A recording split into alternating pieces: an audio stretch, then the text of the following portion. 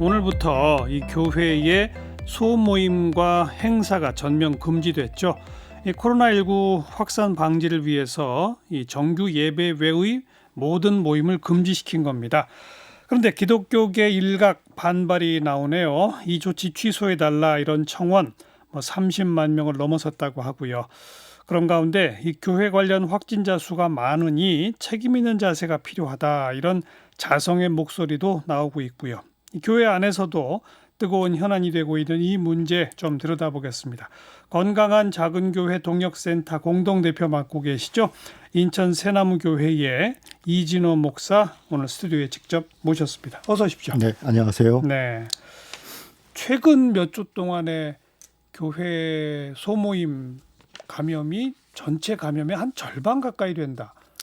네. 정부 발표가 그랬었죠? 네, 이제 정세균 총리께서 이제 이야기하면서 절반 가량 된다 이렇게 말씀하셨는데요. 이제 사실 그것 때문에 이제 좀 반발이 심해요. 음. 뭐가 절반씩이나 되냐 이제 그래서 사실 이제 그게 이제 어떤 반발의 빌미가 됐는데 예를 들면 이제 해외 유입 사례도 한 절반쯤 되고 또 다른 이제 여러 방문 판매라든가 예. 많이 있는데 이게 수치로 다 이렇게 안 다가와지는 거예요. 그러니까 아마 정부 발표는 국내 감염, 해외 빼고 그렇죠. 국내 감염 그렇습니다. 가운데 교회 소모임 발이 한 절반 가까이 된다. 그렇습니다. 이렇게 발표했던 걸로 기억하는데요. 그렇습니다. 그래서 이제 질병관리본부에다가 좀 자료를 요청해 보니까 예. 이게 또 좀 명확하게 교회 관련된 자료가 정리된 게 없더라고요. 따로는 없어요. 네. 그래서 이제 5월, 6월을 언론하고 제가 이제 관련 자료를 가지고 조금 이렇게 아주 정확하진 않지만 쭉 조사를 해보니까 예. 제 나름대로 이렇게 정리를 해보니까 예. 오늘 방송 때문에 예.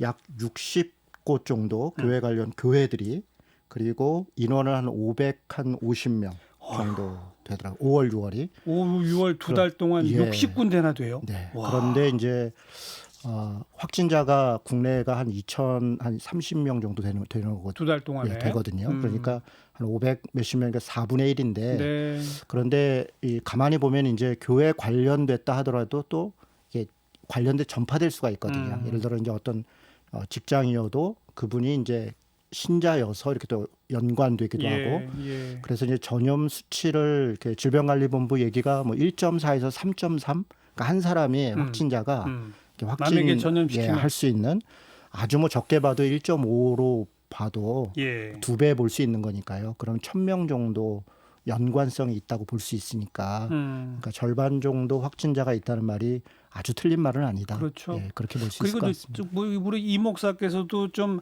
그 언론에 나온 것들을 가지고 이게 나름 작업을 해보신 그렇습니다. 거고 네네. 그걸 이제 5월, 6월 두 달인데 그 중에 그럼 5월 셋째 주부터 6월 둘째 주까지 이렇게 떼면 또 어떻게 그럴 될지. 수는 없죠. 네. 그러니까 아무튼 대략 보건데 방문 판매 업체도 상당히 많지만 교회 관련이 참 많더라. 참 많더라. 그것도 네. 소모임 발이 참 많더라. 이거 아니겠습니까? 그렇습니다. 그래서 저는 이제 참 이걸 보면서 오히려 좀 제가 목사로서 죄송하더라고요. 그러니까 이 교회가 사실 이렇게 좀 도움이 되고 안전한 네. 곳이 되고 네. 오히려 방역이나 이런 것에 좀 보탬이 됐으면 좋았는데 오히려 확진을 이렇게 어떤 유통시키는 그런 좀 부주의함들이 있었던 거니까 저희도 원한 건 아니지만 예. 저는 교회 입장에서는 오히려 좀 사과해야 된다. 그리고 좀 죄송한 마음이 실제로 들었고요. 네. 그래서 정부가 오히려 저는 이번 발표가 좀 많이 봐주신 게 아닌가. 왜냐하면 오늘부터 예. 고위험 그 시설해서 한 8군데는 완전히 이제 QR 코드, 그러니까 전자 출입도 시작하고요. 아주 이렇게 고위험 시설 그래서 정말 아주 엄격하게 이제 시작이 되거든요. 그런 그 고위험 시설 들어가는 곳들 예를 들어 헌팅 포차라든가 주점이라든가 노래 연습장 같은데 또 실내 체육 시설, 예. 또 실내 공연장 이런 데도 사실 생계랑 직결되어 있는 곳들이거든요. 이런 것들에 대해서는 아주 고위험 시설이라고 해서 아주 굉장히 강하게 하는데 사실 확진자의 숫자로만 보면 교회도 고위험 시설로 지정되는 것이 돼도 사실 할 말이 없는데 네. 사실은 거기서 빼주고 예. 그냥 좀 방역을 좀 강화해달라 그런 요청을 해주신 것 같아요. 공식 예배는 일단 1m 거리두기 이런 거 하면은 다 일단 되는 거죠. 그렇죠. 그러니까 대신에 정규 예배는 다 예. 가능하다. 네. 그 무엇가 금지되는 겁니까? 정규 예배에 대해서도 이제 사실 이렇게 허용 범위가 대단히 넓어요. 왜냐하면 지금 질병관리본부 질문을 해보니까 교회 정기 예배가 우리 이제 소위 주일 예배죠. 일요일 날 정규로 하는 주일 예배 외에도 수요 예배, 금요 예배, 심지어는 새벽 기도회까지도 정기 예배로 포함시켜 준다. 된다. 그러니까 뭐 거의 다 되는 거죠. 예배 그러니까 형식을 띠면 다 된다. 그렇습니다. 예. 네, 그리고 이제 안 되는 거는 이번에 이 확진자 났던 것들을 보니까 소모임들이에요. 이런 성가대 모임이라든가 구역 모임이라든가 성가대 연습 같은 거죠. 네, 성가대 연습이라든가 이제 주중에 하는 작은 성경 공부 모임이라든가 또 이런 것들이죠. 이런 것들이 이제 통제하기가 어려우니까 네. 관리가 안 되니까 네. 이런 것들을 전면 중단해 달라. 그리고 제가 볼 때 좀 의미 있게 이번에 좀 보이는 게 수련회예요. 수련회. 지금 7월하고 8월이 이제 교회마다 다 수련회나 MT나 이런 게 많거든요. 예. 근데 이 수련회를 중단해 달라는 겁니다. 저는 이거는 합당한 요구라고 생각합니다. 왜냐하면 수련회가 이번에 왕성교회 상황도 사실 좀 그런 일이 있었는데 MT 갔다가 이 분위기 또 같이 있다 보면 아무래도 관리가 어렵거든요. 마스크 아무래도 벗게 될 그러니까 마스크를 쓰더라도 네. 사람들이 들락날락하게 되고 밀접도 많고 밀집되고 예. 아무래도 그러다 보니까 저는 7, 8월 이럴 때 지금 수련회를 중단해 달라는 의미가 좀 더 크게 다가오더라고요. 네. 그런데 이 정부 지침 취소해달라 청원이 올라왔고 30명만 벌써 넘었다고 하고요. 그런 반발에 뭐 이런 얘기까지 나오더라고요. 왜 다른 종교는 놔두고 우리 교회만 갖고 그러느냐.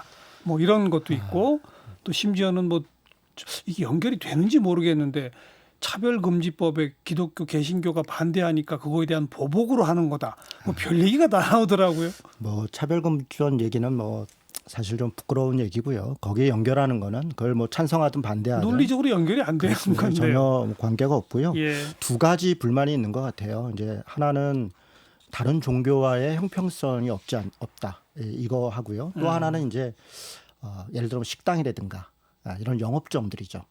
그런 곳들은 다 식당 가서 다 밥 먹고 네. 다 하는데 지금 왜 교회에 대해서만 좀 너무 딱 집중해서 얘기하는 거 아니냐. 근데 제가 볼 때는 이런 거예요. 그러니까 왜 교회를 얘기했냐. 아까 말씀드린 것처럼 확진자가 많기 때문에 많았기 그래요. 때문에. 네, 많았기 때문에 예. 그래요. 근데 이제 성당은 원당 성당이 한 군데 있었고 또 광주에 이제 광륵사라고 사찰도 한 군데 있었죠.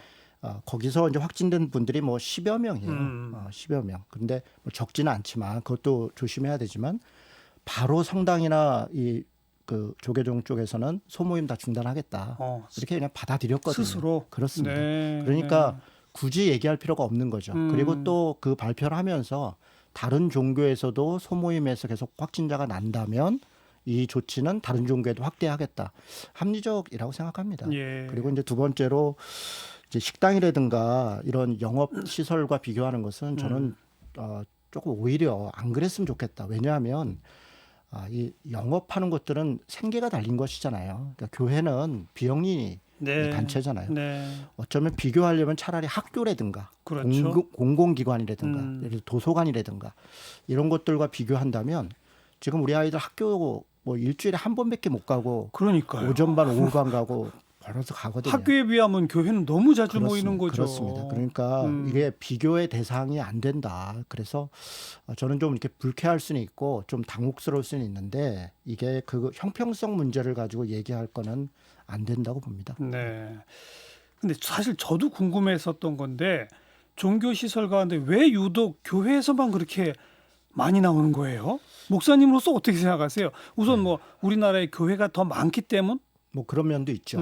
그렇다 하더라도 네, 이 그런 면도 비율이 너무 차이가 나니까요.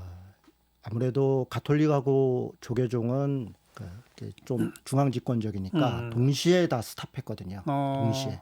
그리고 이제 5월 중순부터 이제 정부에서 생활 방역으로 돌아가면서부터 순차적으로 돌아오면서 아무래도 관리를 좀 중앙 집권적으로 합니다. 그래서 그런 부분에서는 결국 그 말은 중앙 집권적인 덕분인지는 어쨌든 네네. 정부 방역 조치에 잘 따르고 있는 거죠. 더 적극 협조한 게 그렇습니다. 네. 천주교하고 불교다 이거 아니겠어요? 그런 것이 사실이죠.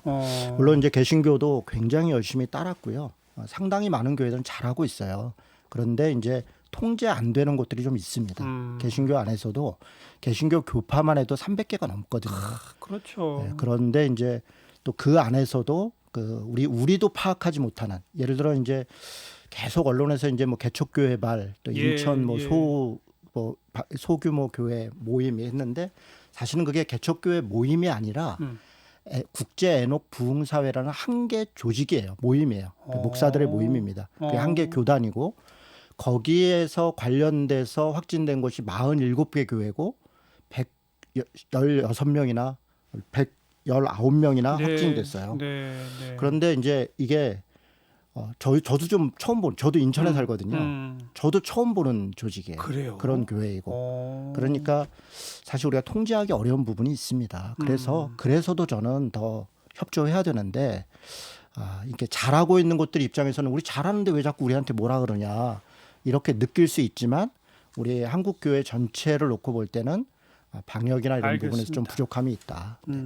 안에 일부 반발이 있으나 대체로는 우리 이 목사님처럼 그 기독교계가 먼저 좀 반성하고 적극 협조하자 이런 분위기가 더 다 대다수입니까? 그렇습니다. 제가 볼 그렇습니까? 때는 다 대다수이고요. 예. 지금 뭐 큰 교회든 작은 교회든 사실은 방역에 대해 왜냐하면 이건 신자의 안전에 또 달려 있고요. 그러니까요. 우리 교회 신자뿐 아니라 우리가 또 섬겨야 되는 이웃의 안전에도 달려 네, 있거든요. 네. 또 실제로 문제가 벌어지면 완전 폐쇄됩니다. 음. 그렇게 지금 폐쇄된 교회가 지금 여러 교회가 있거든요. 많죠. 그러면 당장 뭐 여러 가지로 어렵잖아요. 그러니까 방역 지침을 지키면서 하는 것이 당연한 것이고 네. 또 그렇게 또 지키려고 애들 쓰고 있습니다. 그러니까 뭐 멀리 갈 거 없이 저는 그냥 그 평균 이하로 나와야 되는데 사실은 이런 기관일수록 일종의 공공기관 아닙니까? 그렇습니다. 네. 근데 지금 조심조심 우리가 학교 학생들 전국적으로 조심해서 이렇게 보내고 있는데 거기서 또 나오긴 나오지만 정말 안 나오잖아요. 그만큼 관리를 잘 하고 있다는 거 아닙니까? 그러면 대한민국의 대표적 공조직을 스스로 자임하려면 그 평균보다는 밑으로 나와야지 평균보다 훨씬 앞질러서 이런 지적을 받는다는 것 자체가 문제 아니에요? 네, 좀 민망한 일이죠. 근데 한 60여 개 교회 중에 보면 제가 조금 이제 약간 변명을 한다면 소위 정통교회인 곳들은 숫자는 조금 적어요. 그러니까 약간 아까도 말씀드렸지만 저도 잘 모르는 곳들이 많이 있습니다. 예. 그래서 그게 이제 좀 개신교가 가지고 어떤 면에서 그냥 장점이거든요. 대단히 민주화돼 있고 자유롭게 돼 있는데 그게 이런 데 있어서는 다 기독교라는 이름으로 교회라는 이름으로 언론에 보도되고 이야기되기 때문에 좀 어려움이 있죠. 그런데 그래도 저는 알겠습니다. 저희 책임이다. 우리의 모습이다. 이렇게 해야지 이걸 저항하고 예. 청원하고 이렇게 하는 것은 예. 뭐 좋은 모습은 아닌 것 같습니다. 그나저나 이게 이제 우리가 포스트 코로나 시대를 이야기하면 언택트 사회로 가속화될 것이다라는 얘기를 많이 하잖아요.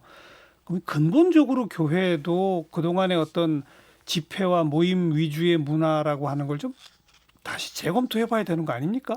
장기적으로 구조적으로. 뭐 장기가 아니라 당장 그렇습니다. 그렇죠. 네, 당장 그렇고요. 예. 근데 사실 교회가 이미 해왔습니다. 그러니까 대형 교회들도 내부 안에서 이미 영상으로 예배들을 했고요. 뭐 인터넷이라든가 TV라든가 이런 것들 다 사용해 왔거든요. 그래서 이걸 온라인 예배로 전환하는데 뭐 사실 어렵지 않았어요. 예. 익숙치 않은 또 장비나 시설이나 이런 것들이 좀 부족했던 작은 교회들이 조금 어려움이 있었지만 예. 온라인 예배 자체가 뭐 요즘 뭐 너무 잘 돼 있고요. 그래서 괜찮았습니다. 그리고 예. 언택트라고 그래도 만나지 않는 게 아니라 오히려 온택트가 된 거잖아요. 그렇죠. 그러니까 조금 방식이 달라진 것이죠. 온라인으로 만나는 거죠. 그렇습니다. 그러니까 예배를 안 드리거나 못 드리는 게 아니라 온라인으로 예배도 하고 모임도 하고 만남도 하고 성경 공부도 하고 예. 이미 다 하고 있거든요. 그거는 사실 교회만의 얘기가 아니라 지금 우리 이 사회가 지금 예. 비상한 상황 속에서 비상하게 다 대처를 하고 있거든요. 예. 그래서 저는 그렇게 복잡한 문제 아니고 예. 뭐 자연스럽게 하면 된다고 생각합니다. 하나님께서 어마어마하게 큰 예배당에만 계시나요? 아니면 온라인에도 계시나요? 하나님은 어디나 다 계시죠. 그러니까 예배당이라고 하는 것은 그냥 모일 수 있는 공간인 것이니까요. 또 특히 개신교 신학에 있어서 예배당은 성전이 아니라 그냥 모임의 장소이거든요. 소위 성스러운 곳으로 하나님이 존재하는 곳, 그곳이 예배당이다. 이렇게만 개신교는 믿지 않거든요. 어디나 있다. 네. 그래서 오히려 더 우리는 가톨릭보다는 그런 면에서 신학적으로는 더 자유로운데 그런데 이런 부분에 있어서 조금 염려하는 것은 제가 볼 때 조금 어색하죠. 오히려. 자, 인천 새나무교회 이진원 목사 함께했습니다. 감사합니다. 네, 고맙습니다. 네.